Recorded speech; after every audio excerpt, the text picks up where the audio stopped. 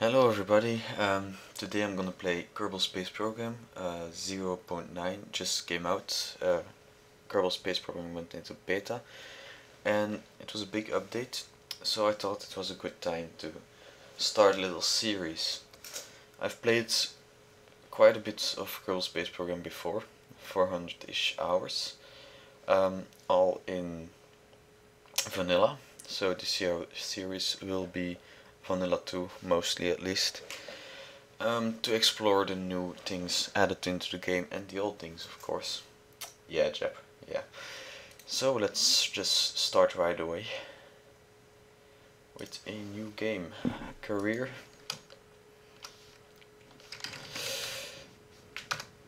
Yeah, YouTube's. Let's find a flag. A good flag. I might change it to an uploaded image later, but for now I'll just stick with this one because it looks good.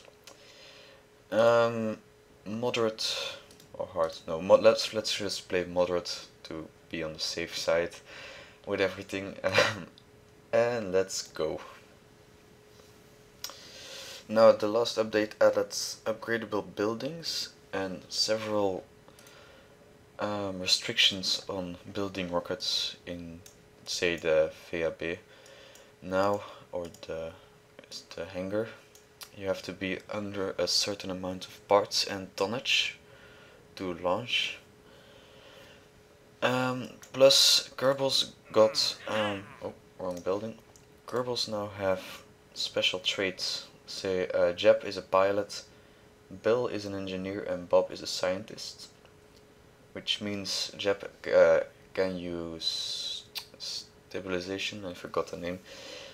Bill, as an engineer, can repack parachutes and fix parts, and Bob gets more science. Yeah, that's it. So we need to balance that. It will be especially hard in the beginning when we can only launch one single Kerbal at a time.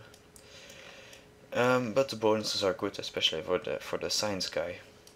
So let's take on our first contract with Gene. There's a maximum of 2 contracts at the moment. If we upgrade the building, I think it becomes 3. I don't know yet.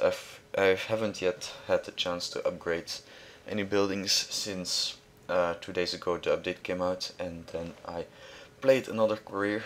Never got far enough to upgrade anything. And yesterday I was drunk, as you can probably hear, so I couldn't play then. Well, I could play, but it would have ended horribly. So, for a start, let's take launcher vessel, of course, easy peasy, and reach 5,000 meters. So, means we can go pretty straightforward, put the scientist in a rocket to get some early science, so it's a new glitch. So, straightforward, cabin, a few tanks. Rearranged the things on the side here. Engines are separate now, which is a blessing, of course. Let's see that we have plenty of fuel and a big engine, of course,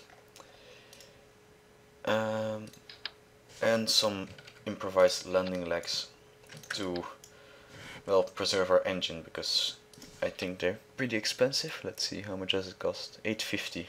Well, our budget is 15,000 at the moment. Well, 17 with the contracts. So yeah, that's some expensive stuff right now. Another new thing is this rotation. Very handy stuff. No longer do we have to use the shift keys to change the orientation of objects. We can now use a simple thing like this. Very easy. And I'm gonna use it now to widen our base so that the rocket doesn't topple over. Should be good. This little thing shows how many parts we have and the limit on the parts in the current VAB. And also our tonnage. I think the launch pad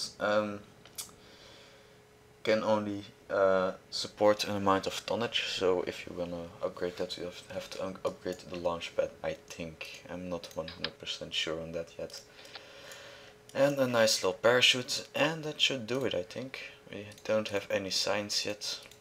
Nothing to stabilize rocket, which is very annoying, especially Since we're not gonna fly with Jeb now, but with Bill to get extra science, Bob, I mean.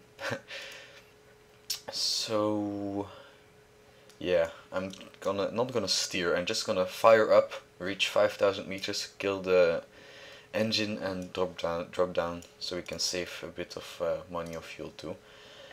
I'm just gonna check how the science thing works exactly, because maybe we can use Jeb after all. Let's see. Part science return 100% and vessel science. I have.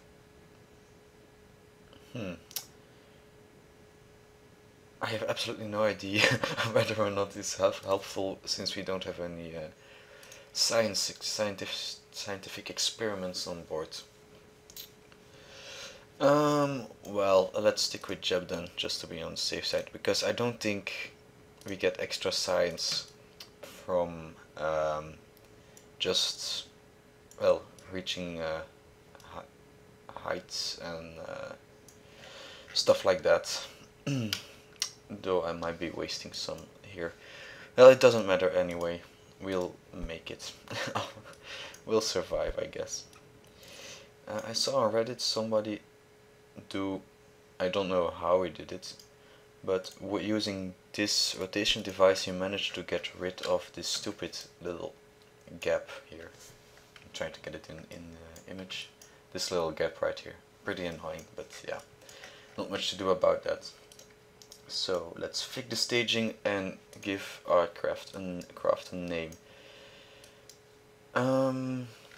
Well, let's go with something that can go wrong. Fireball 1. Save our craft and let's go launch this thing. And let's hope it doesn't live up to its name.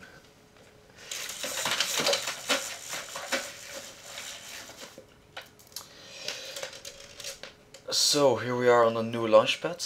I must say the textures are pretty crappy actually. I had hoped for better textures, like the old ones. But, well, maybe they'll get updated, maybe not. Doesn't matter because we got a bunker. Let's, well, throttle up a bit.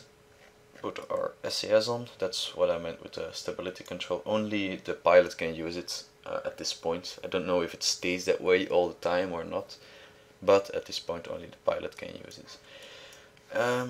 So launch the vessel should work, and reach 5,000 meters should work. Lift off. Oh, and a little glitch in the fire right there. Apparently if it crosses the ground it doesn't show up. The more you know. So our first contract is done, gets us a good 4,000 cash and 4 science, which is pretty useful. Yesterday, I mean 2 days ago, I flew this mission with the scientists to get more science, and the rocket just spun out of control after 15,000 meters or something, because there was no control on it. This goes a lot better, I must say, but yeah, I'm curious. So let's kill our velocity, since we only have to reach 5,000 meters and fuel costs money. Then crew report, some good science too, and I think that's all we can do, since we can't EVA yet at this experience level. So just drop down to Earth and, well, alright, Kerbal, and get our science. And that's that. I'm curious whether or not our gear will make it.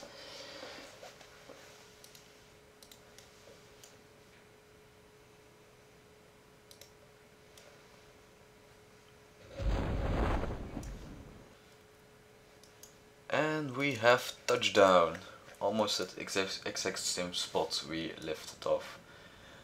I'm not sure, but might be that the distance between the pad and where we are now is just the rotation of the planet beneath us. Maybe, I'm not sure. Because, well, we kept going straight up, I think, for most of the time. So yeah, let's do a little EVA and an EVA report, 5 signs. We'll do the one on the floor later when we have ladders or something. And we have our second contract too for 2000 cash. And let's board and recover our vessel.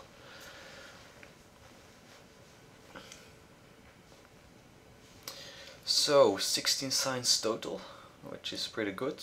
23,000 funds and 20 reputation, and Jep just got 1 extra XP. Let's see, where can we check on our, no, yeah, here, okay.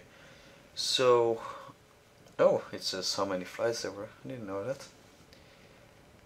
His piloting skill is 1 extra XP, next time he'll level up to level 1. Not sure what happens then, but can only be good, right? So for some new contracts, this we cannot do yet since we don't have, well, we almost have no control over our vessels. I'm gonna do this one when we have control and extra parts with more fuel, more power, so we can reach the human spine, which we have to check. Okay, there's a limit on contracts too, which makes it a lot harder. Yeah, another check. 11,000 meters. I'll take that one. We should be able to do it. I'm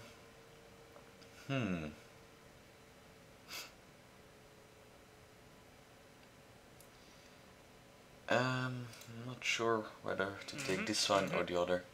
The booster is cool, but there is the risk that we will just spin out since we don't have any control. The stack decoupler is cool too, but I don't like the specifics on it either, because we are just not capable of reaching that. Well, maybe we are actually. You know what? Let's give it. Yeah, Gene, shut up, please. Let's give the decoupler a go and build our first, well, 30 parts still, but large-ish rocket, so we can reach some proper altitudes. Let's see. Oh.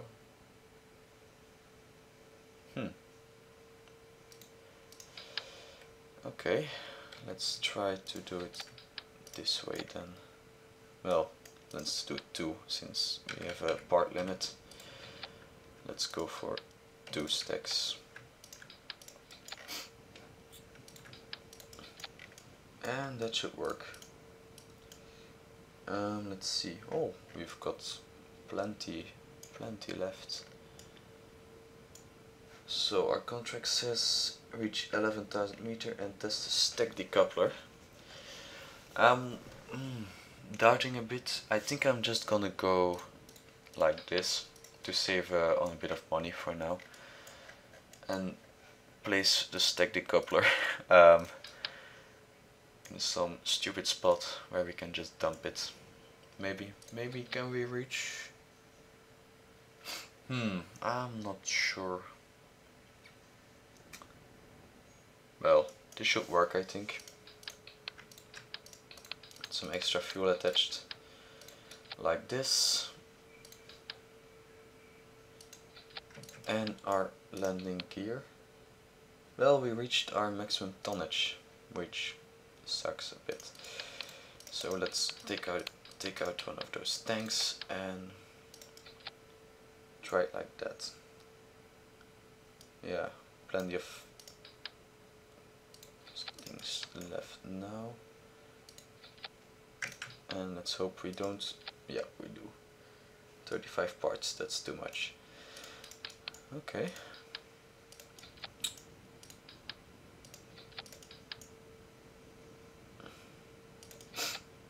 So, this should work, I think. Gut feeling. Yeah, let's go. Oh, we forgot to name the craft. Oh well. I'm showing the assembly of everything now, but later on I'll cut that out and just show the finished product. But I thought it was interesting to show the limits on building at this stage. So, 18,000 meter and 440. That's a toughie, to say the least. And there we are.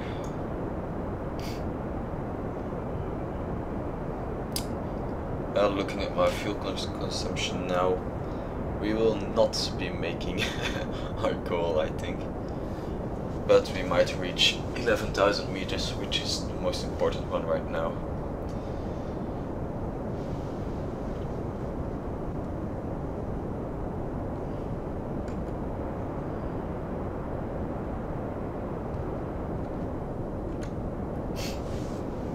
Alright.